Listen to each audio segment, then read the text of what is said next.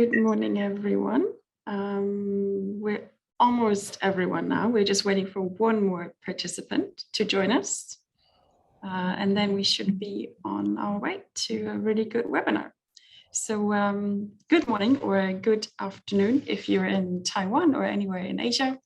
So welcome to this webinar on women in politics, Taiwanese and Swedish perspectives. We're hosting this webinar with support from the Taiwan Mission in Stockholm. Just to mention this. Sweden and Taiwan have quite a bit of a history of working together on women's issues. Earlier this year, there was a ministerial level talk between Audrey Tang and the Swedish State Minister for the Minister of Gender Equality, Karin Stålendahl, on women's economic empowerment, and both Sweden and Taiwan have advocated for gender equality at all levels of politics in many ways, with Sweden being or proclaiming to be the first feminist government in the world. And earlier this year, the Interparliamentary Union noted that more countries around the globe so there's a bit of a discrepancy here. So more countries have no female legislators in their parliaments, but at the same time, those countries that do have more high-level female officials, so head of states and ministerial positions filled. So I'm very happy, or we're very happy at ISDP to have 5 distinguished panelists with us today to join us for a discussion on, or for a comparative discussion on women's participation in politics.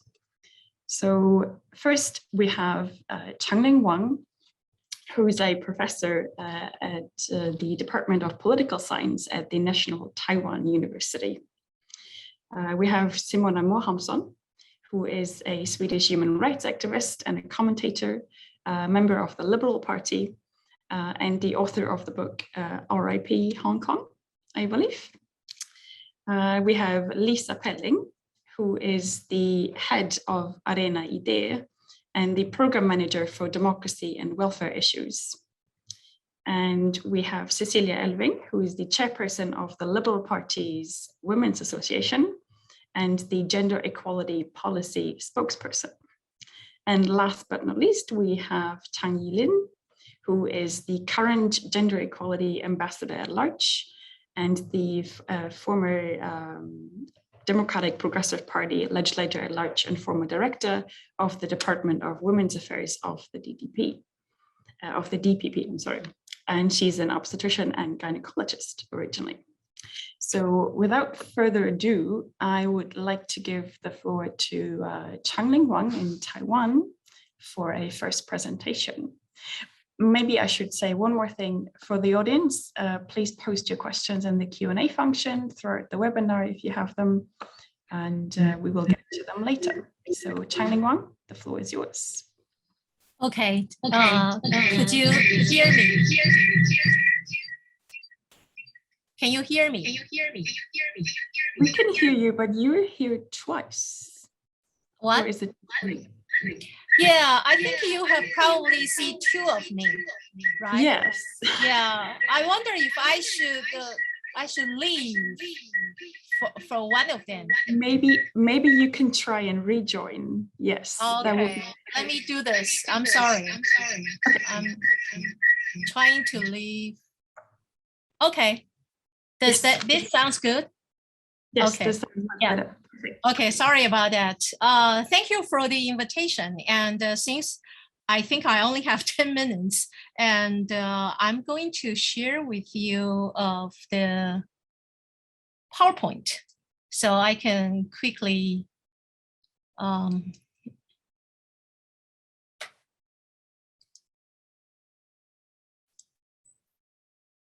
okay, are you looking at the PowerPoint now? Yes, So we can. Okay, you are looking at the PowerPoint now. Let me quickly share with you about women in politics in Taiwan and what's going on and what lies ahead of us. First of all, this is the usual indicator that internationally commonly cited, because by a popular measurement, people talked about the percentage of women or the proportion of women in national parliaments. And this is a figure that compared Taiwan to our neighboring democracies, South Korea and Japan. And you can, from this figure, you can clearly see that Taiwan is ahead with a much greater proportion of women in the national parliament. When we talk about Taiwan and when we talk about women in politics in Taiwan, Taiwan currently, I would say, is arguably the most gender equal country in Asia by popular indicators. Popular indicators, as I just mentioned, the proportion of women in national legislature currently is 42%. That makes Taiwan a clear leader in Asia because we are the only country that has more than 40% of women in the national legislature. So if you look at neighboring democracies, as I just mentioned, South Korea currently has 19%. And Japan has only 10%. And I want to add one note. Japanese women have voting rights since 1946. And for more than 7 decades, Japan's lower house has never exceeded 10% of women except for the year of 2009. So it's a constant low in Asia. And Taiwan also is the only Asian country that has legalized the same-sex marriage. We did that in 2019, and that attracted a lot of media attention from foreign medias. The road actually was pretty bumpy. Okay, there was a constitutional ruling in favor of the same-sex marriage in 2017. And then a year later, there was a public referendum clearly narrowing the scope of the enactment of the law.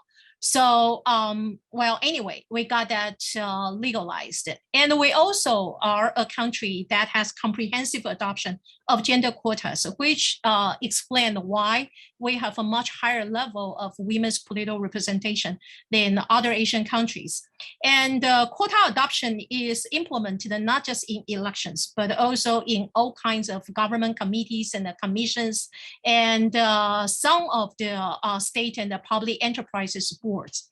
However, beyond the usual indicators that I just mentioned, there is a large variation of the proportion of women in local councils. The local council that has the highest number or the greatest proportion of women reached about 39%. Actually, a few years ago, some of them reached around like 41, 42% too. However, we also have local councils that have no women at all, like all male local councils. Some of the municipal councils that have no women, and the percentage is about 8%. Out of the 198 municipal councils, that means the most basic elected bodies in Taiwanese politics, 15 out of the 119 is like 0 women. And it has something to do with the limitation of gender quotas because we have gender quotas in elections. So how come you have like a council that has no women at all? That is related to how the quota is designed. I'm not going into the details because I don't have time, but then, I just want to share the fact with you. The most serious problem is with our cabinet. We don't have the so-called concrete floor for women in the cabinet. Concrete floor is the concept. Some of the researchers on women in politics developed it.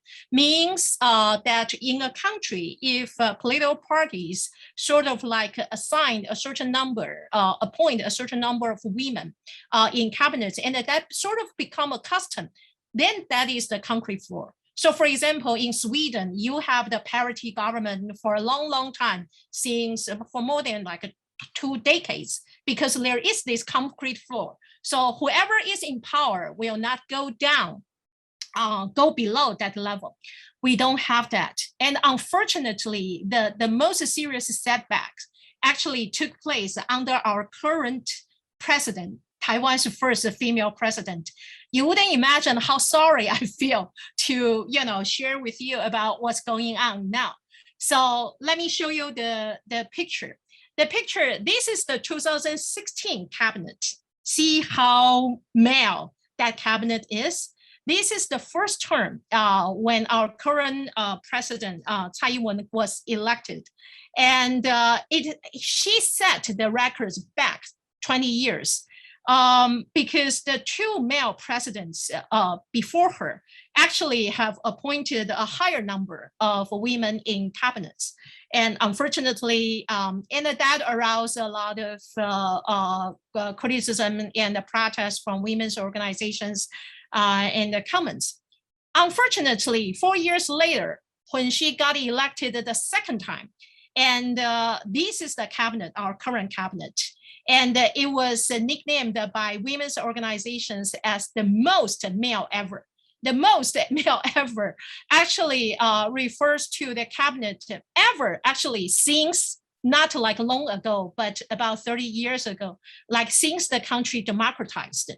So the most, women's organizations were obviously frustrated and upset about such cabinet appointment. The quote-unquote challenge actually is not just with the cabinet. Look at this picture. This is our 2018 local election results. And the local government heads, the proportion of women as local government heads actually broke the record. Currently, among the 22 local governments, like a subnational, one level below the national governments, out of the 22 local governments, we have 7 women as government heads, which is not bad by international standards, especially by Asian standards. However, if you look at these 7 women, they are all from the Nationalist Party, which supposedly is our conservative party and our center-right party. Okay, they have all these women, local government heads. However, in the 2020, there was a by-election for a sitting mayor. The person who got elected is sitting in the middle of this picture. Look at this picture. This is the picture from the Democratic Progressive Party's campaign trailer. You know, they use that as a film to campaign for that man sitting in the middle. But if you look at the picture, this is an all male local government head picture. To be honest with you, I am a feminist scholar and I do research on women in politics. And when I saw they used this film as the campaign trailer, you know, like a election campaign material, I was not just surprised, I was like, surprised by the lack of gender sensitivity of their PR department. So let me sort of like quickly conclude. So I hope I'm within the 10 minutes time frame. If we look ahead, then for women in politics in Taiwan, the Progressive Party women now face, in my opinion, face serious challenges. Because when you have a low number of women in cabinets, when you have a low number of women as government heads, that basically had a negative impact on their career path if they want to sustain a political career. And also, they have to worry about their party image. As I shown you, it's kind of weird that the Conservative Party has all these women government heads for local governments. And then theoretically, the supposedly Progressive Party, the party on the central left side, the party which is supposed to be more progressive, actually has all these men in power. And that was the first thing. The second thing is we obviously need more quota reform for both the national legislature and the local council. Taiwan, because our data is not included in most of the international data set. So unfortunately, very few, except some of our Asian colleagues, know that Taiwan is probably one of the best case, if not the best case, to study gender quotas in politics, because we have adopted gender quotas ever since the 1950s. So we have quotas under authoritarian rule. We have quotas under democracy. We have quotas at national elections. We have quotas for local elections. And we have quotas for government commissions. And we also have quotas for like school committees. So we are a country that is used to comprehensive adoption of gender quotas. However, we do need more quota reforms if we want to enhance the level of women's political representation and participation. And this kind of reform is connected to electoral and constitutional reform. So it's not easy, it's not going to be happening very easily, but we do need that. And we also, in terms of the international trend, we also probably need a quota adoption for corporate boards. Currently, under the government's gender equality policy framework, we do have that for state and the public enterprises. The quota is adopted as a 1/3 gender neutral quotas for the boards of the state and the public enterprises. That means for all the boards of the state and the public enterprises, each gender should consist at least 1/3 of the boards. However, for this policy, there is no clear target date.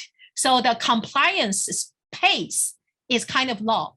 And we don't have the quota policies for all the publicly listed companies like the one that is now very popular in Europe.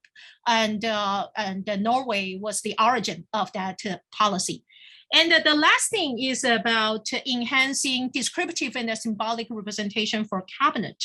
Here, I want to compare with South Korea and Japan again, since East Asia shares a lot of cultural similarities.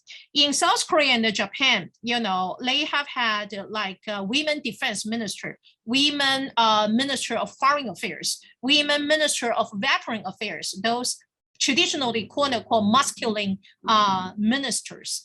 But we don't have that. And the most interesting thing is education minister. None of the East Asian democracies, us or Japan or Korea, none of us with the great Confucian tradition, probably because of the Confucian tradition with the emphasis on education. So we have never had any women minister. None of us does. And I guess this is about it. I will stop here so we can have enough time to discuss later. Yeah. Thank you so much for this very enlightening presentation. I think it gives us a good background and a good overview of what the Taiwanese situation is like. So I would like to give the floor now to Simona to speak. Thank you so much. First of all, I wanted to say that this is not a women's issue. This is a human rights issue. And I think that's very important to start off by telling. And second of all, maybe we need to remember that the fact that women have gotten, for example, the right to vote comes not about an accident. And it's a reminder that when power gets dispersed or actually equality gets shared, it usually comes from a lot of fighting and a lot of strength. And that I think is a very, very important to have in mind, because we are now seeing a big backlash in many ways for equality issues. We have seen abortion rights being more narrow than ever. For example, in Texas, we have seen how women in war zone or in conflicts usually don't get the power or the voice to voice their thoughts. And we also see in everyday how women or men's violence against women is of a consequence of the pandemic. So it's very important to have women also being part of the solution, part of where the reform and where the actual power is. For me, this issue is about, you can see it like a chair. It has 4 legs. The first one is about taking space. I think that you need sometimes to get your elbows and get ahead. If you want something, then you need to take the place.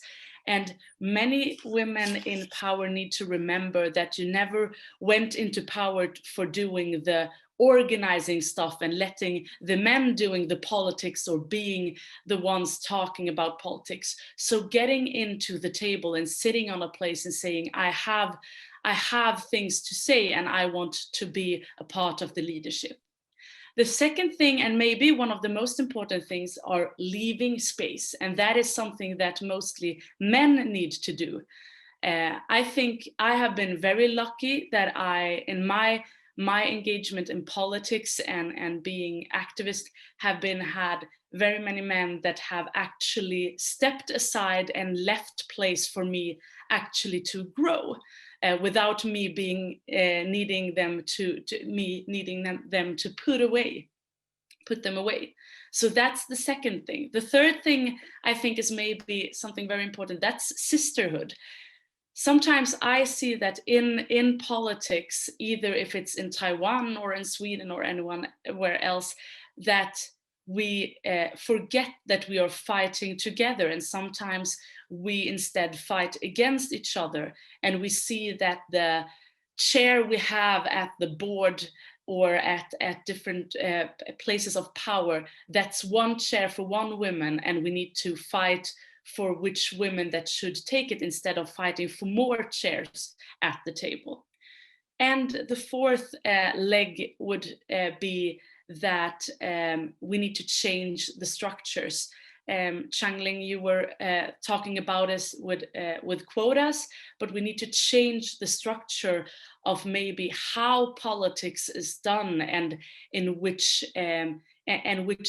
how the political game is played, and it's played in the way that we want it to be. Politics need to be changed. It doesn't need to be static and done like it's done 100 years ago. Sweden got the voting rights for women 100 years ago. And if you look at the pace that we're going about now when it comes to gender equality in politics, Chang-Ling showed some of them to show Taiwan, but if we look on a broader part, it's not going that well. If we continue in the same pace that we're doing right now, it would take 103 years for us to have 50% of the power in the world. And for me, that is about 26 years old. That's a pretty long time to have gender equality. I think that also sometimes we need to understand that the struggle, depending on if you are in Sweden or in China or in Hong Kong or in US or in Yemen, you struggle as a woman politician or a woman activist. You need to think about how you are perceived, what you say, and where you choose to put your faith. Maybe the struggles are different. Maybe some women meet violence and intimidations when they try to do politics, and others meet negligence and maybe discrimination, but the struggle is still the same. The struggle is still about being a woman trying to be part of changing the world. And that is why I wanted to show with the four legs and how I think the view of women in power should be seen. I wanted to stay there, maybe have something left for the discussion later. Thank you, Larissa. Thank you so much for your take on this, a very personal one. And I think that brings a lot of, it's very good to have a different discussion of this sort. I would like to give the floor now to Lisa Pelli. Thank you so much, Larissa, and thank you so much for this possibility. I agree with so much that Simona said just now. I also very much agree with the fact that even though context and circumstances are very different, the struggle is the same anywhere. So I'm very humble to the fact that I know very little of the particular circumstances and the particular context in which the women's struggle on Taiwan is being done. But I do hope that I have some experiences from the struggle in Sweden that might be of some use to you. Can I share my screen, Larissa? Is that that possible? Yes, you can. You should be able to. I make a try. Now, let me see. Yes, and I should choose this one. Can you see my pictures? Perfect. Excellent. So I have very few minutes, so I will go through these slides very quickly, but I've been promised that they can be shared with you afterwards, and I know that this is recorded as well. So my first message is that possibilities for women are very important. You would tend maybe to focus on rights, on women's formal rights, but anyone involved in women's struggle would know that that's only half of the way. You would need the formal rights, but you need the actual possibility to take up the positions, to participate on a truly equal level with men in all levels of politics. And these possibilities have a history. There's a beautiful little film about the great occasion that Simona just mentioned, the fact that it's this year 100 years since women had the democratic right to vote in Sweden. But we do also have a very impressive history of gains that have been very essential to how women have been able to participate in political life. I would highlight the right to parental leave rather than maternal leave, to recognize the responsibility to take care of children as something that doesn't pertain to women, to mothers, but is a shared responsibility between parents, and the right to actually equally share this responsibility is a great gain for women's rights and for men's rights as well, for rights as human beings. Another very important milestone is access to childcare that actually would free up time and possibilities to have a career, but also to be involved in political lives. And then I think maybe that isn't highlighted as often, but is also very essential, is the access to elder care, because among all care responsibilities that fall upon the shoulders of women, also elder care, to care for elderly parents, elderly relatives, very often falls on women, and there is a need for society to help take this care responsibility.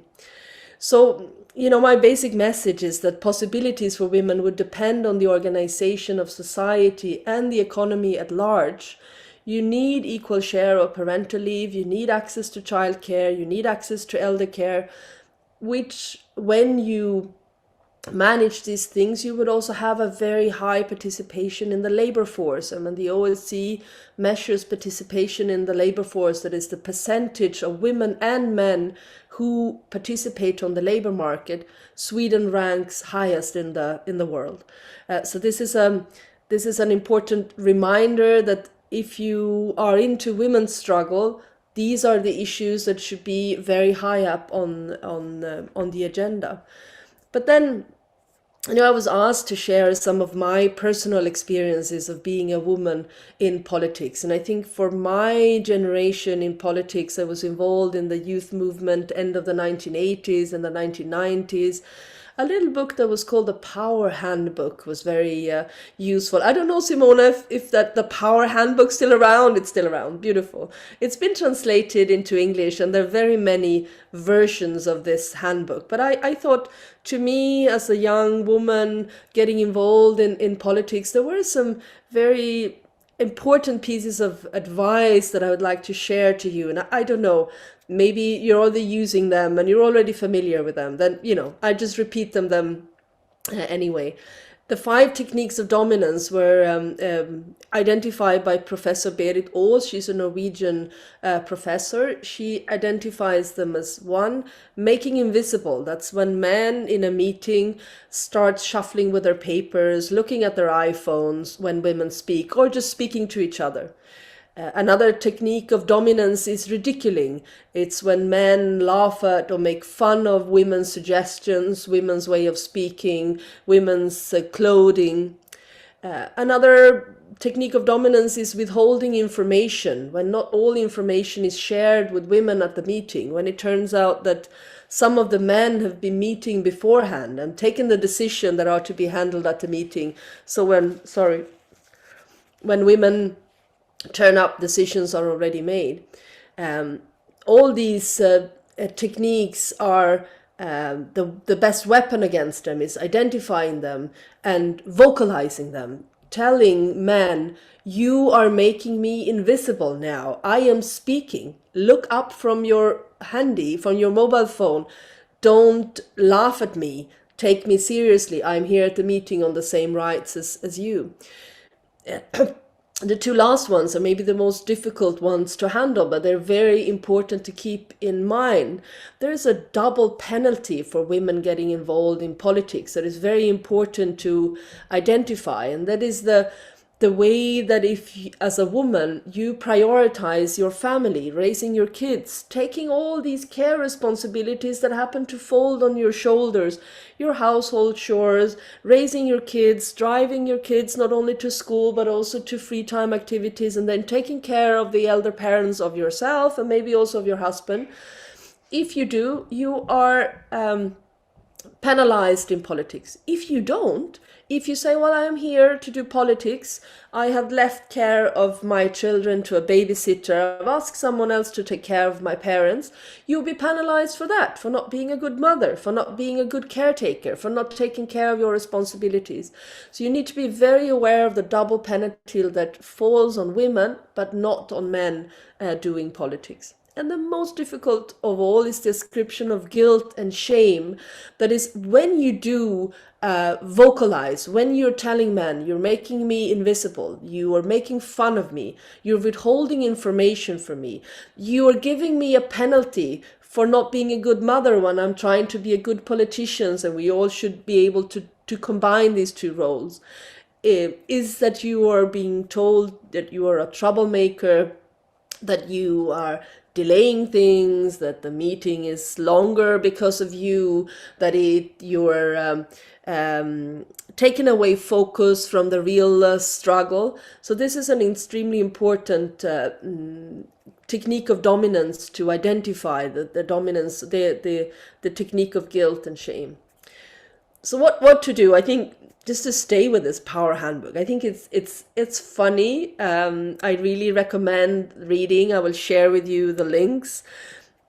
The suggestions are, between the impossible and the necessary.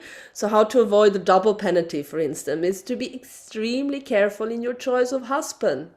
Yes, because you would need to team up with a man that is aware of gender inequalities and would like to fight the structures that would weigh upon you as a household, as a family, and make it impossible for you to pursue a career in politics if your husband is not by your side, taking care of household, taking care of all the care responsibilities concerning children and also elderly parents. Be also extremely careful in your choice of boss. Yes, not all people have the possibilities, but if you can, that would be really important. The man of your boss, the right to say no or yes, because you're combining your professional career with your household responsibilities, with your family responsibilities, without being followed by a penalty in form of a mispromotion. And one very concrete suggestion is work out how long the housework takes. You could agree with your husband maybe that you should do the same chores, but maybe the same amount of time every day and every week, and come to an agreement with your husband so that you share equally. Actually, I found it funny, this picture was heading an article in one of the tabloid newspapers, said how to get a better sex life. And the suggestion was share your household chores more equally, because this leads to a much better relationship within your family. So there are all gains to be made from sharing more equally, but the most important gain, of course, is to enable women to pursue a career in politics and to reach the same ladders of power that are now so dominated by men. Thank you so much. Hey, thank you so much for sharing this very interesting presentation. I would like to ask our last Swedish speaker now, Cecilia Elving, to speak. I'll be sharing your screen and you'll have to let me know when to switch slides. Perfect, thank you so much. That was very inspirational. Thank you all three for the insights, and I agree with lots that's been said already. It is a very special year in Sweden, 100 years since women got the right to vote. That was achieved after a very, very long struggle where women joined forces, especially liberal women and also women, social democratic women. The struggle was very real, very hard, and there was a lot of what's been brought up here already with the ridicule and a lot of fear. What will happen if women get the right to vote? Will there be less children? Will there be, it was just lots of real and also mostly crazy concerns. And this sisterhood that Simona brought up is so important. Women joining forces can do almost anything. But my slide is very simple. It's mostly pictures for me to remember what to say and to show who I wanted to talk about. So I wanted to bring out some examples of how it is to be a female politician in Sweden today, and that we've come a long way, but it's really not an equal playing field, and it's really not equal. So you can take the next slide, please.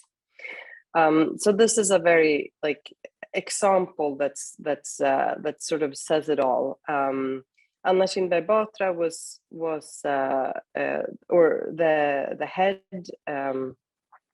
of the moderate party, one of the largest parties, so one of the candidates for being prime minister.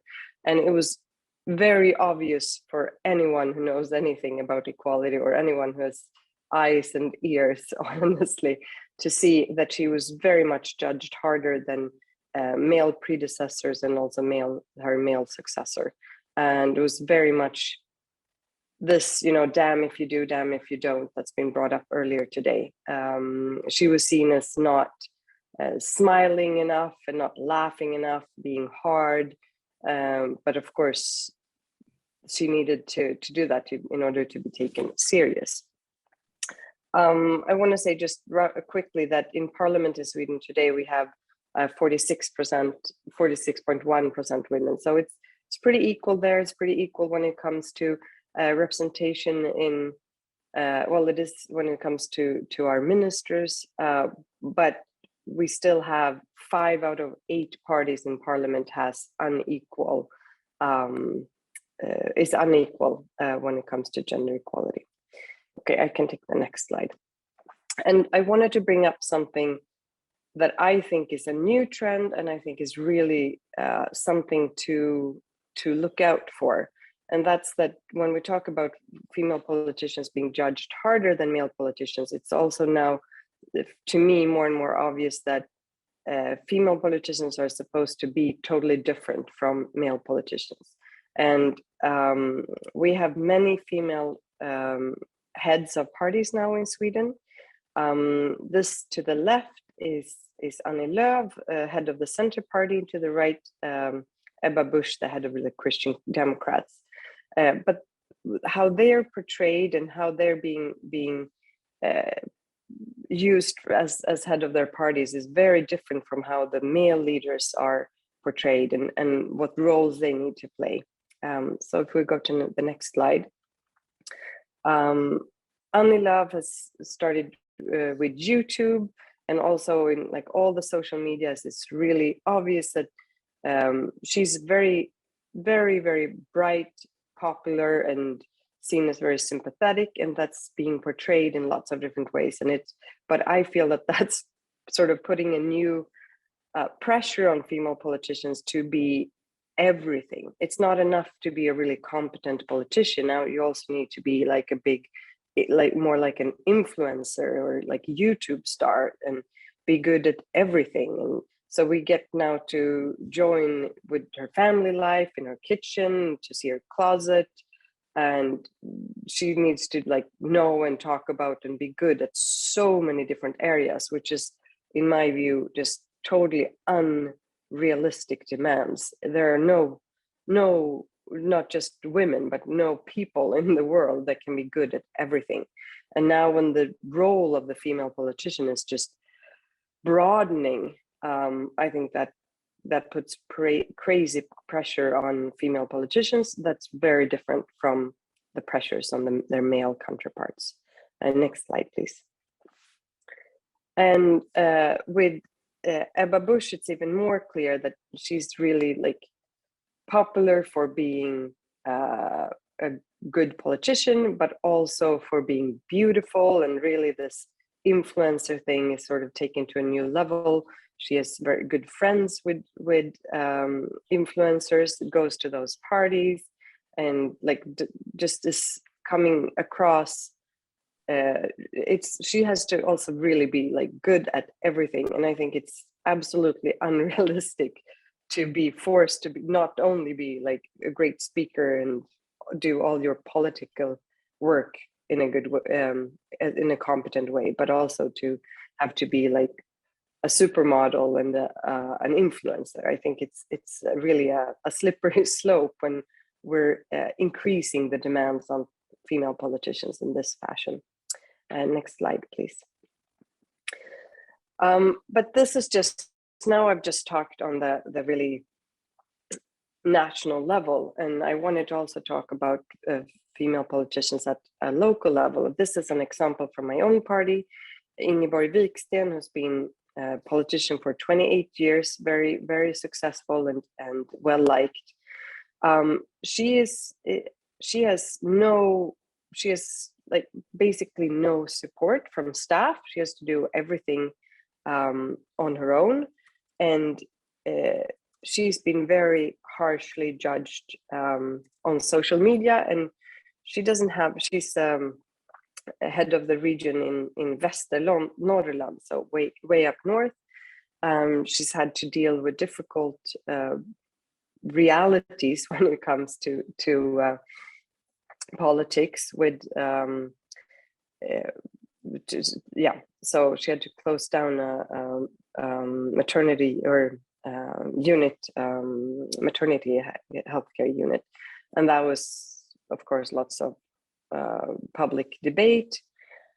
But it's just the fact that she's been so bashed in social media, she doesn't have the support. And also as a local politician, you're meeting your voters every day when you go grocery shopping, just on the street, and you get attacked all the time, and there's not the support network there, and it's just too much to handle. And finally she's decided that she's not running for the next election. And this is just one out of way too many examples. And we see now also that of course the violence and threats towards female politicians is much higher than towards male politicians. It's a real concern, especially all the threats in social media, not just threats, but just harsh language. And it's hard for most people to not take it to heart and to not get affected by it. Next slide, please. And of course, as all women in this world, female politicians also have to deal with sexual harassment, and this is from the Me Too movement in Sweden. There was lots of different local upprop. Now my English got worse. But just women from different organizations, but mostly from different segments of the workforce that went together and said, this is enough, and these are our stories that we're sharing. And the one from female politicians was called In the Corridors of Power. And it was, of course, there was lots of stories that came out that just really underscored the facts that previous speakers have brought up already, how we have different realities, and women are faced with both these small and big harassments, and also unfortunately violence. Next, please. I can take the next slide. I can't hit the next slide. Oh, there we go. Oh, now it worked. Great, perfect. So what is it? This, yeah, one back. Thank you. This is coming back to what Lisa talked about. I 100% agree that it's the systems that need to be set in place so that women can be politicians or have any job or any do anything on moderately equal playing field with men. And it's about, of course, daycare, about elder care, and about parental care. These are really the big important systems. We need to have an equal responsibility for home and children. We have a long way to go in the world, in all countries, to get there. The paternity leave is really, really important there. But of course, the childcare. One small thing is we actually have childcare in the Swedish Parliament. There's a childcare facility in the Parliament building. So that's one of the ways to work towards more greater gender equality, and that's good. But it's one small thing, but there's something. Elder care, we see how more and more, both men and women, but especially women, they decrease their working hours, or some even quit working to care for their elders, but quite often also their husbands' elders. We've also already talked about sexual harassment, that's of course important to stop. And yeah, and breaking norms. So I think my time is up, but that's just my brief take on the last of the questions. Thank you. Thank you all so much. We are supposed to have another speaker, but she's not here, so I cannot see her. So I would suggest that we just go straight for a discussion instead. And when she joins us, hopefully later, then we can still have her take on the issue. So I would like to give all of you the opportunity, if you have questions for each other, to post them now, or if you have something later, then just let me know and raise your hand, and I'll try and get the questions all in order. But I do see that we already have one question from the audience, and if you allow me, then I would like to just pose it to all of you. It's from Charlotte Poirier, which says that thank you for your very interesting presentations. Quotas allow governments and parliaments to increase their percentage of women. However, they receive criticism from preventing the best fit to access a political position. Do you think quotas are an efficient solution to increase women's participation in politics? If not, is there an alternative to it? Is anyone willing to take this on right now? Well, can I sort of answer that question? Actually, the quotas are usually misunderstood as bringing women who are incapable of doing politics to replace capable men, which is actually a big misunderstanding. Because with the gender quotas as the prevailing institutions to enhance women's political participation or representation over the past 2 or 3 decades, I think the international trend actually started around like early to mid 1990s. People usually attribute that to the Beijing conference of the United Nations. Of course, Nordic countries like Sweden and Norway started earlier, but a lot of countries, took up that institutions during the past 2 decades. So there have been a lot of research on the quota impacts. Like, when you have so many countries doing quota adoptions, and then you started to see the effects. And then the recent research has already shown that the quota women are as capable as, or even better than the men they replace, or than their male colleagues who served on the same parliament or in the same sessions. My own research on Taiwanese local politics actually shows that the most of the quota women, because the Taiwan's quota design for local councils actually allows a certain women to get elected to replace men who actually won more votes than they do. Explaining the quota design will take too much time. But anyway, I compared, do pair comparison, like one by one comparison of the qualifications of these quota women and those men they replace. And to be honest, the results surprised myself too, because it shows that most of them actually have better or equal qualifications. So gender quotas are, in a lot of ways, is sort of like, we will call it a corrective mechanism, to correct the very skilled structure. So it is really not about bringing less capable women.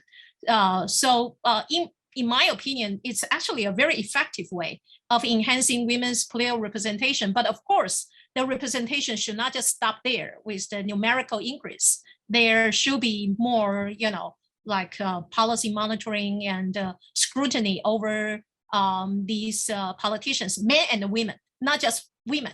Okay, otherwise then we go back to the trap of judging women much harsher than we judge men.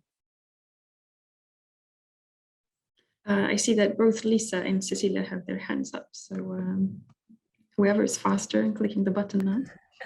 I think there's been a great answer given already. I really do not have much to add.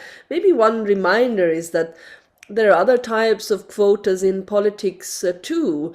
In all parliaments of the world, you would agree on a regional quota. You would think it's important that the north part of your country is represented in the capital, as well as the south part and the east part. And this is undramatic. You would think that both genders should be represented in parliament as well. So it's really nothing very dramatic with a gender quota. But I do truly agree with what you just said now. This has been proven again and again. It does not enable less qualified women. It makes sure that less qualified men do not take up a place for a more qualified woman. That's really the issue here.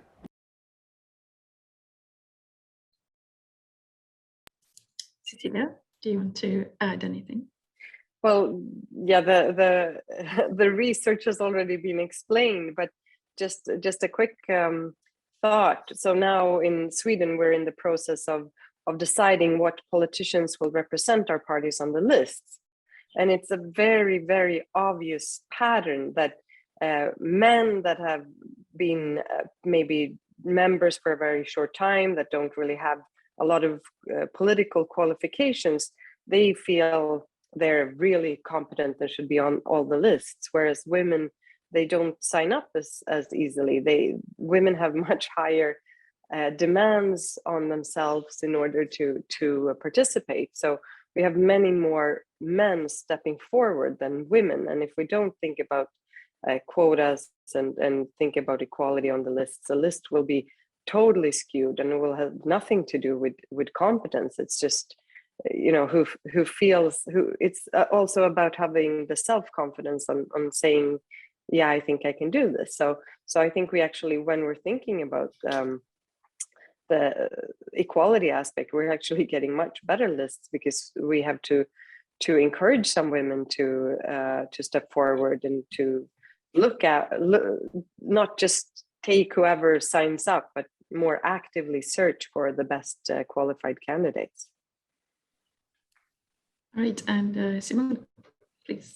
Yeah, I would like to add that also maybe the perspective of when we're using quota and when you actually have power, to understanding that women don't per se represent all the women just because they're sitting in a place or they have a power. There are a lot of women that are working against the right of women having able to the right over their bodies. So I think it's very important also to to understand that just because I'm sitting somewhere and I am a woman, it doesn't mean that I talk for all the women. At the same, it doesn't mean that just because I'm young or I'm an immigrant, I'm not talking for these groups. And I think that's very important also. In the end, politics, it's about what you think, what party you represent.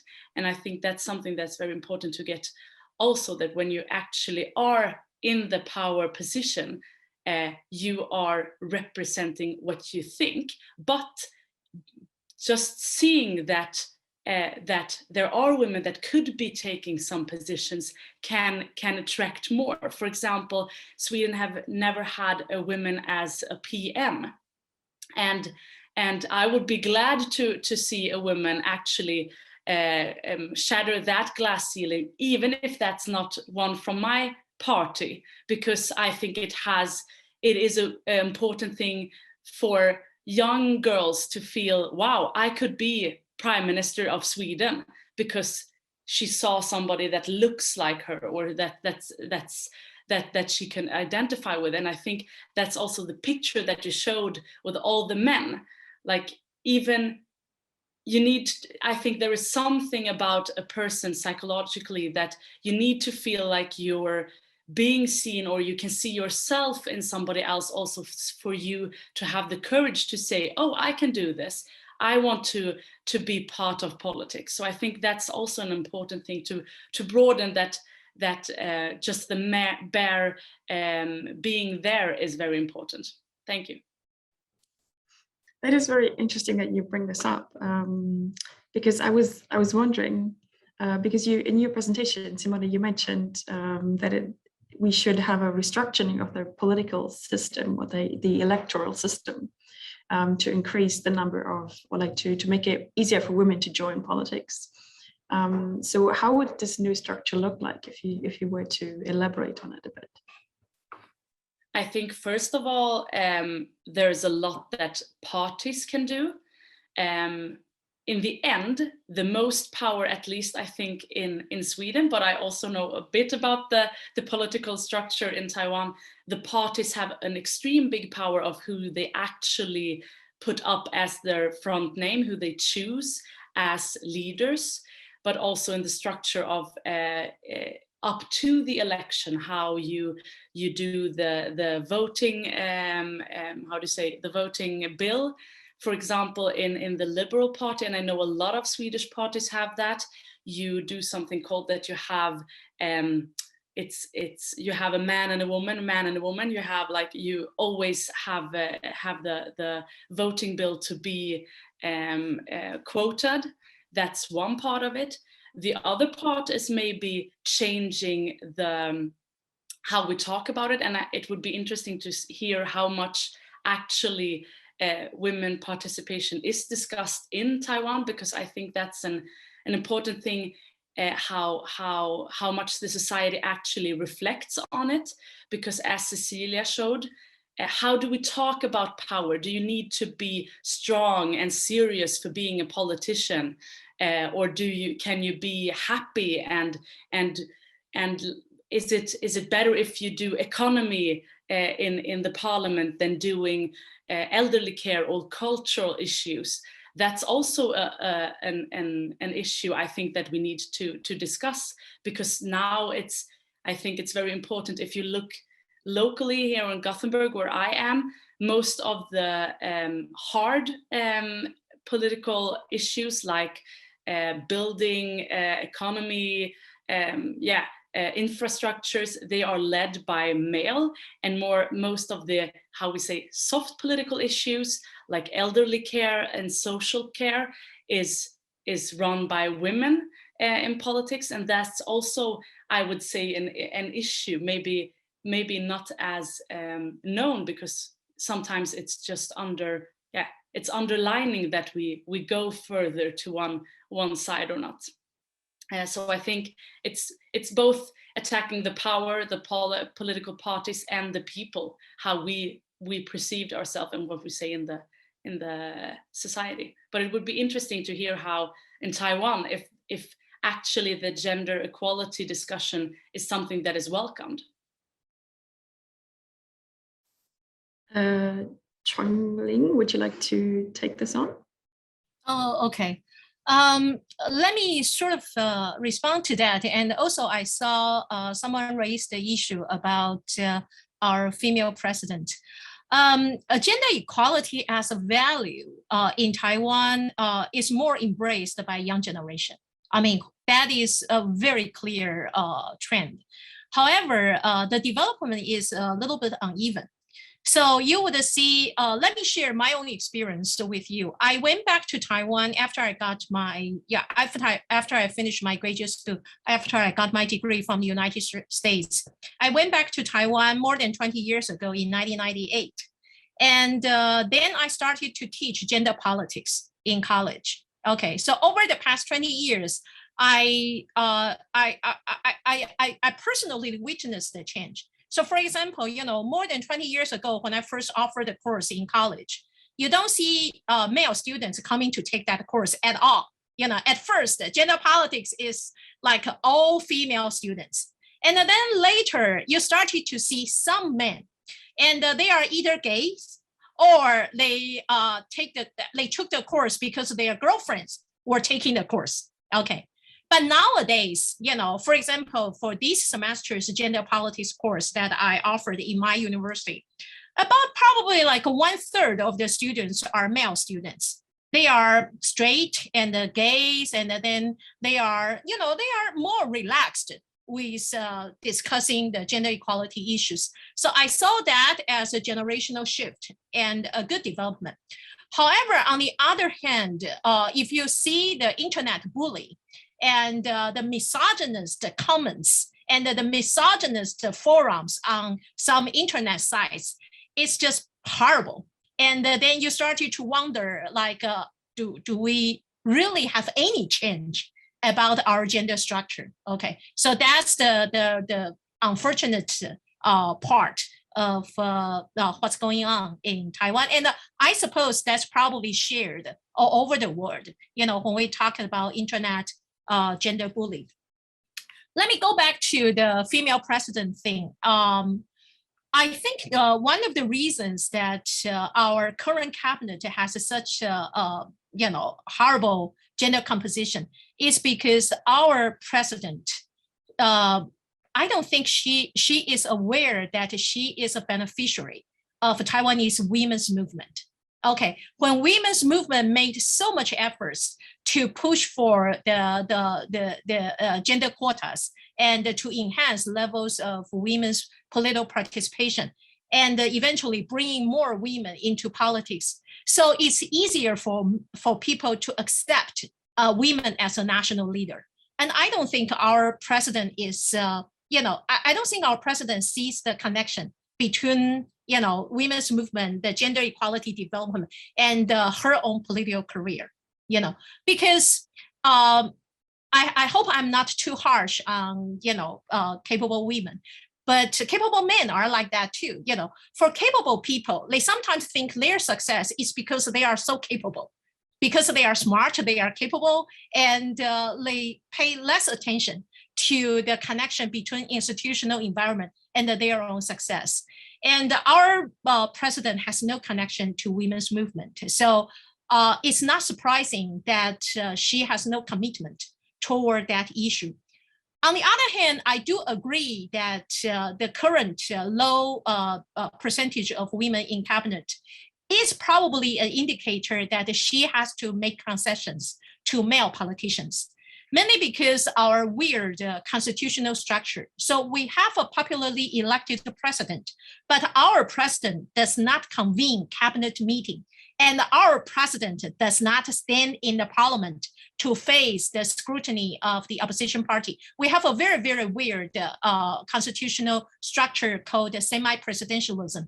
And there are a lot of semi-presidentialist countries in the world today, but our constitutional structure is just, it has quite a few problems that need to be fixed. So it also has something to do with the structure environment that she herself faced. So making concessions to male politicians is probably one of the things that she feels necessary. I don't know, we need to ask her someday. Okay, thank you so much. Cecilia, you raised your hand. Would you like to add anything? You're muted. We can't hear you. Thank you. I took down my No hand worries. instead of putting on the microphone. I just wanted to briefly say that I think it's so important that we continue to have statistics broken down according to gender. It's really a key factor in this. We have to measure. In Sweden, several parties do an annual account, kind of a gender equality declaration, where we look at the things that Simona was talking about earlier. So we're measuring, okay, how many men do we have in the softer areas, and how many women in the harder areas, how many are deciding about buildings, for example. And when we have the statistics, we can really see that things that we thought were relatively equal, when you break it down, it's not equal at all. It's very, very much based on all gender stereotypes and roles.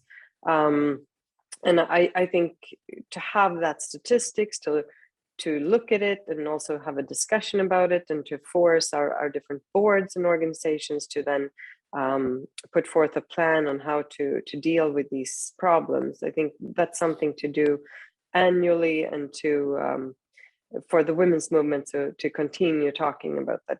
We have to look at the stats, and we have to hold leadership responsible for these stats, and what do we do about them. So I think it's something that we just we can never forget about this, and it has to be done really continuously. And I think it's the lower down in the organization you can talk about these things, the better.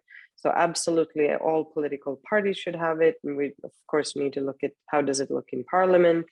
But it's not enough to count heads. It's really important to also look at what kind of assignments do we take on, like Simona was saying earlier. So maybe I can just jump in right here. What you just said, Cecilia, about starting a conversation. Where do you start this type of conversation? Do you go national? Do you start local? What's your take on this? What's the most ideal strategy if you have any experience? Yeah, well, I think it has to be done at all levels. And I think, for example, when I was the head of Liberal Women for the Stockholm district, then we initiated that we measured the time that women and men spoke. So we just took the initiative, and we just went to the big annual meeting, the Congress, where the politics of the Liberal Party is decided every 2 years. And we just sat there and we clocked all the female speakers and all the men speakers. And then we wrote an article about it, and we brought it up, and we went, at the meeting, we said, we've done this, and guess what we found? Well, we're not equal at all. It was actually the only equal part was on equality. It was men and women spoke equally when it came to equality. But on everything else, and especially, of course, defense, it was totally unequal. Men spoke more, but also longer than the women. So even though we were almost the same amount of men and women in the room at the decision-making table or decision-making room, Congress, it was not equal at all. And I think, these small initiatives, they can have pretty large results. So just measure and be uncomfortable, and be, voice these issues in all settings. You can start anywhere. Can I just shortly agree, Larissa? Please. I think this is extremely crucial. Just count. Wherever you are, count the amount of people of each gender and every level in the room. As you were saying now, Cecilia, who takes the floor, on what issues, how many minutes. These things are extremely important, and then just vocalize them, remind them, set targets to change. It will not happen fast, but you need the numbers to make things happen at all, I think. Yeah, I think it's very tempting for everyone to always think that you have to go big, and if it doesn't work, then you stop. But you completely dismiss that local levels are so important too, and that you can start small and then go bigger. So I think that's something that yeah, rarely gets discussed when you talk international politics in many ways. I would like, if Simona and Chang-Ling don't have any extra comments on this, then I would like to go on to another question that we have. It's from Lovelis Liljeström, who asks, thank you for a very interesting seminar and discussion so far. Simona pointed out that we are seeing a pushback against gender progressive policies in many countries. Could the panel elaborate on this? And what do you think are some of the factors driving this backlash? Do you want me to start off? Yes, please. Yeah, I could. Some of the things that we are seeing, as I pointed out, you have the discussion on the right to your body, abortion right, but you also have more maybe, and that's in some places that you have these discussions, but you can also see the gender wage gap hasn't moved in more than a decade. That is a very important issue, I would say, that is going too slow if we're looking around us. Another thing is the pandemic has been a great friend for inequality, because you can see in different research how more women have taken on household work in the consequence of pandemic, but also that many women, especially young women, are the ones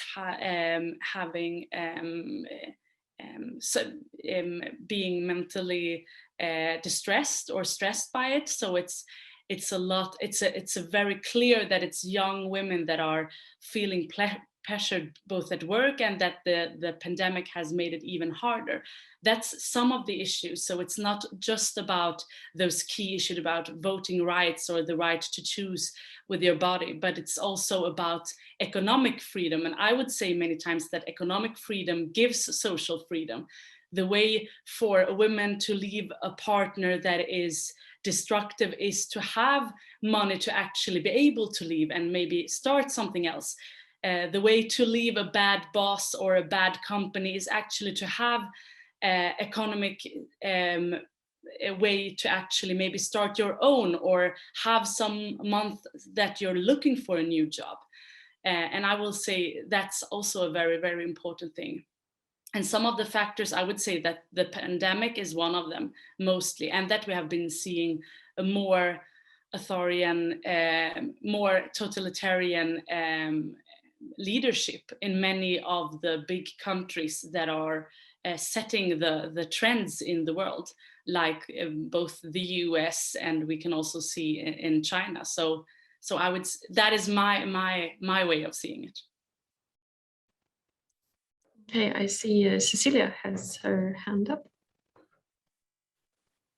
Well, the backlash, there's many different things going on right now that are setting back women. Absolutely, the pandemic has set women back about a generation, according to many reports. And we have a race of, well, it's a decline of democracy that's been going on since it's like 12 years or so. So it's way before the pandemic. But that's of course affecting women's rights, more authoritarian regimes, and these men that are often very right wing, very autocratic. They're using every possibility they have to push back on women's rights, and the pandemic absolutely has been used as a way of a reason to push back women's rights. So that's that. But I mean, we see a race in Sweden. We see a race in violence in young people's relationships, and I think there's one more factor that we shouldn't forget, and it's this the internet and how young people live their lives on social media, and they don't really distinguish between the social media and physical life or real life. And we have this hyper commercialization. Sorry, my English should be better. I do have a degree in English, but there are so many pressures on young women today, and there's too few sort of healthy role models. So with the social media and young women spending about 5 hours per day on social media and all the time getting this images of women as sex objects, and very few sort of counter role models to that. And we have the pornography that's very violent, that many young men consume, and that's sort of bringing in more violence in young people's relationships. So there's just so many unhealthy trends at the same time happening and going on. And I think we're absolutely seeing in Sweden a big increase in mental health problems for young women. We're seeing a big increase or not a big increase, but a steady increase in violence in young people's relationships. And there's just, so I think when we see the big global picture and all these really scary authoritarian leaders taking over and so on, we can't forget the other movements that's happening at the same time. So it's very complex, and it's not pretty. It's scary. It's really depressing. There's so much the sisterhood we talked about in the beginning of the seminar. It's really needed more than ever. But it's also at the same time lots of positive things happening at the same time. So it's a very complex, on the whole, depressing, but not only depressing picture, I would say. That was a little complicated, but it is very complicated right now. I think the entire topic is something that is not as black and white as we tend to portray it in many ways, right? Lisa. Thank you so much. I agree with the previous speakers. I think Simona is very right in raising the setbacks that are due to the pandemic, from female researchers publishing less and thereby, being less successful in their careers. These consequences will be for years to come, to the even more serious consequence of all the women just dropping out of the labor force, losing their jobs, and who will maybe not be able to regain a foothold on the labor market once the childcare facilities and elder care facilities open up again. They've lost their opportunity to combine family and a career, which is a tragedy. To Cecilia mentioning the pressures of how social media works, nowadays the sexualization of public space. I do agree with the way the rates of violence are very worrying as well. I would also add to this that, as a woman, as someone who's involved in the women's struggle, you constantly have to remind yourself to put the women's struggle first and related to all other struggles, because women are always told, well, now the struggle is about fighting the pandemic. Don't talk so much about gender equality. Let's fight the pandemic first. And then you'd realize, if you don't have a gender perspective on fighting the pandemic, you would have, a less efficient fight of the pandemic, because you fail to identify, as was the case in Sweden, the largest cause of death was elderly people in elder care homes being taken care of women who were unable to protect themselves from the virus because of very bad working conditions, because of understaffing, because they couldn't have a proper sick leave insurance when they should be staying at home. They went to work in order to be able to pay the rent. So failing to have a gender perspective, failed to have a good strategy to fight the pandemic. And then in all areas, you need to put the women's struggle first and relate it to the other struggles. And what I wanted to add was we see extremely traveling tendencies towards more authoritarian regimes that were on the brink between democratic and authoritarian are fastly sliding towards the authoritarian side, and we need all to be very aware about this, and we need to be aware that as democratic parties you cannot cooperate with parties that have authoritarian roots, that have non-democratic values, that are against women's emancipation. You should close that door, I think. And I have a message to, the Liberal Party in Sweden that I think is not clear enough on this issue now, but a host of other liberal and conservative parties across the world that I think are a little bit too naive about cooperating with the far right. They represent a totally different agenda, and we are on this authoritarian downslide. We need to, as Democrats, join forces to stop that. So you see, we are. I think you need to be very aware of the context in which this backlash is happening. Thanks. Okay, Chang-Ling, please. Yeah, I want to just add two things. And talking about the global context of the democratic backsliding, we as a country is under huge, as a country of democracy is under huge authoritarian threat from China. So,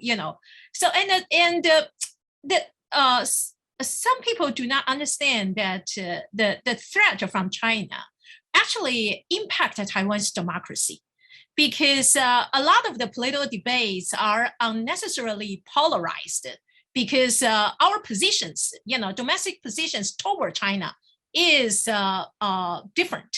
So, people pointing fingers at each other and then undermining the quality of political discussions, because you're sometimes worried about China influence, and you sometimes unnecessarily bring in the topic of China influence. So either way actually affects the quality or the development of our democracy. So there is a linkage between the domestic thing and the global context. And here in Taiwan, we definitely sharply, feels about that influence.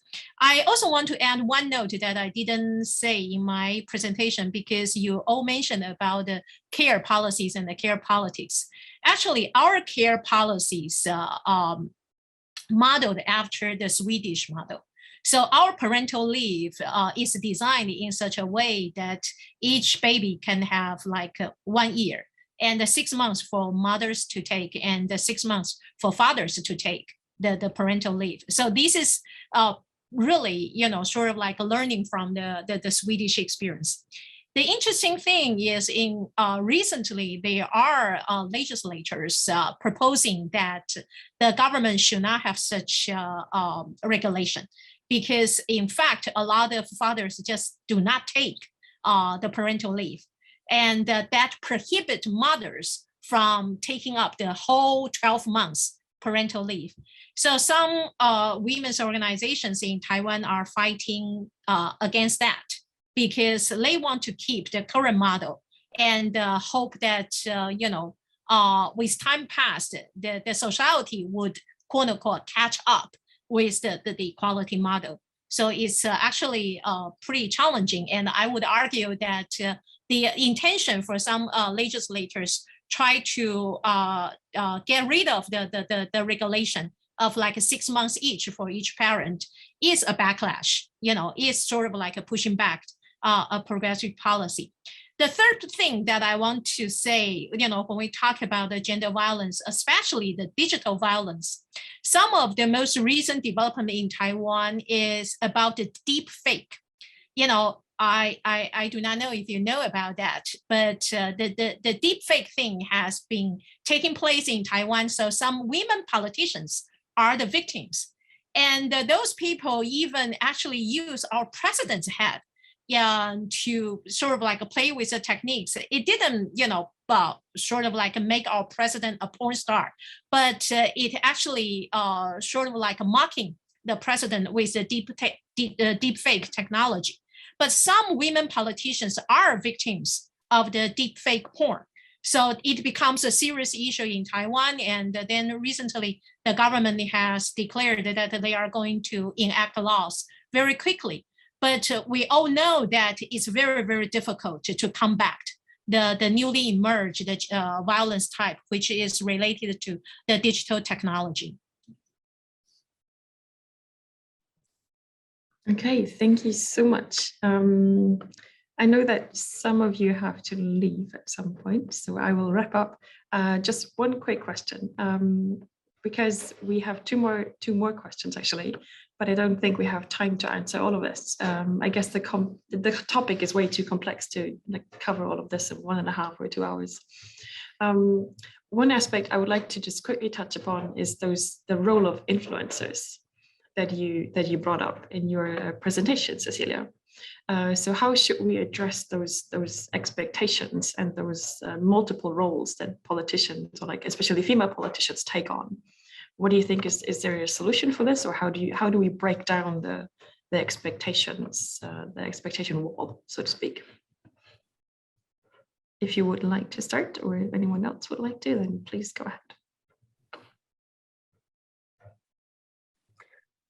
Yeah, I can start. Well, I think the influencers is it's many things that are affecting equality and women's rights when it comes to this at the same time. But so I brought up the aspect of female politicians and just that I believe it's just insane the pressure put on female politicians and how we're just expanding the expectations in a way that's I hope it's like a phase, and that we can then soon be like, well, actually, you don't have to be good at everything to be a female politician. You can actually just be a good politician. You don't need to be incredibly beautiful and sing songs and bake cakes and with the voters. So that's the one thing, and I think we need to have more of a discussion about that, and that's of course very difficult to have because I don't want to put down other female politicians, and that's difficult when you're talking openly like I did with examples here. That's really not my intention to put anyone down. These are really incredible women that I'm talking about. It's more the trend that I wanted to bring out. But the other thing is influencers that make fast money from exposing their bodies in different ways, and how women, young girls, not women, are sort of lured into this. And with this, we have now new sites in Sweden, and I think we need to realize more how much of young people's lives that are spent online, and to realize what they're doing there. And we have to again count. I've been in meetings and try with so many different organizations talking about young people, young women's health and girls' health and mental health in Sweden. Why are they just, their mental health just worse and worse and worse? And what are the trends? What can we do? And even the women that are working closest to the subject, they can't give me the stats that I want. I want to know, okay, well, how many girls are selling pictures of themselves and trying to make money that way on these sites? I can't get a number. No one has any idea. It's just, there's so much things happening away from the sort of adult eyes, and we don't know enough. We don't measure it. We're not putting demands on transparency. And of course, as a liberal politician, for me, it's also really important with freedom of speech and a free internet. And I don't want to regulate too much, but there are just so many things going on that are really destructive. And I think in order to fix the problem, we need to understand the problem and know the extent of the problem. So yeah, I want more information. I want more stats, and I want grown-ups to wake up and know what their kids are doing, and I want politics to wake up and stop being so behind. And we have to, our legislation has to be also gender neutral, or sorry, technology neutral. Like if you're being abused as a young woman or as a woman, it shouldn't matter where you're being, like in what media you're being abused. We need to go after the perpetrators equally. So yeah, this is something that I feel very strongly about, and it's just, we're just way behind.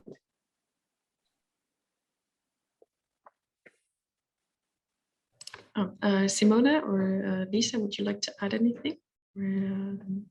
Maybe just that we can also broaden the perspective. I think what we're seeing is the new kind of politics. It's about digitalized. It's about showing both your personal your personal life. That's part of politics, about the imaging of politicians. So I think that's also a bigger trend than, like Cecilia said, maybe women are taking it under in another way than a male politician. But I think that's a big trend, that you as a politician need to welcome the citizens into your home and show your private life. So I think it's a bigger trend that we're seeing also.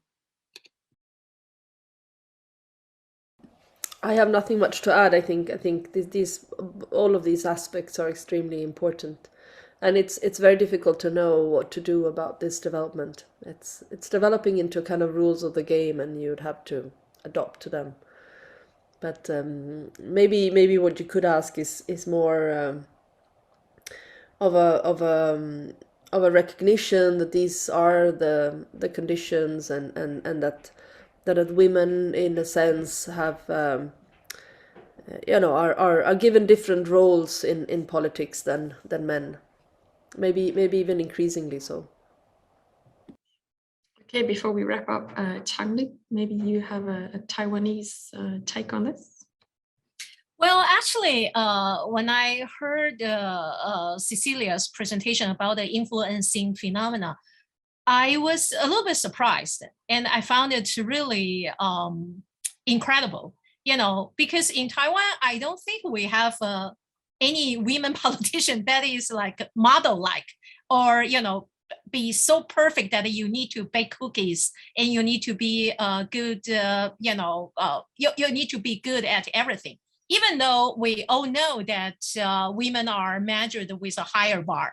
And, the media like to sexualize or unnecessarily, put women in a certain role. So for example, Taiwanese media like to use the word goddess to describe women politicians who look beautiful or attractive.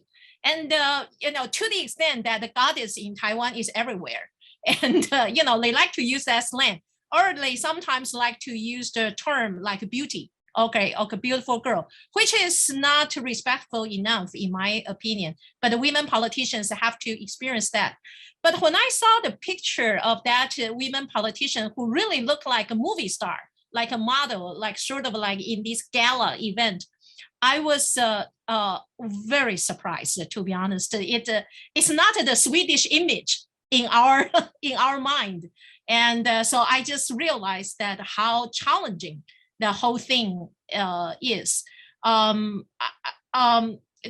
For that dimension, I am a little bit pessimistic, because I think, the social media is something that technology-wise is very, very difficult for us to counter. But the social media has brought up all these phenomena, because if we are not talking about women politicians, and if you are looking at the YouTubers, VTubers, influencers, I suppose in Sweden too, but in East Asia, it's just horrible. Like everyone is sexually suggestive in one way or other. And it's like for a woman who wants to be an influencer, and if you are not sexually suggestive, it's almost not able to make it in that field. All right, thank you so much. I will have to wrap up now. I know that Lisa has to leave, and I think we all have, some of us have other appointments, and it feels a bit sad to leave it on this note, to rush back to our regular jobs and then Yeah. I hope that we can have another discussion on this, because I think there's so much more to unpack that is going to come, and we're still in the midst of a pandemic, so we don't know yet what all of this is going to end in. So I would like to thank all of you for your very insightful presentations, for a very thought-provoking discussion. And I would like to thank the audience for very good questions. I think we all have new material to work with and some food for thought. So, and thank you to the Taiwan Mission in Sweden for their support for this. So I wish all of you a good day or a good evening, wherever you may be. So thank you again. And it was an absolute pleasure having you on. So bye, everyone. Thank you. Thank you. Bye. Bye.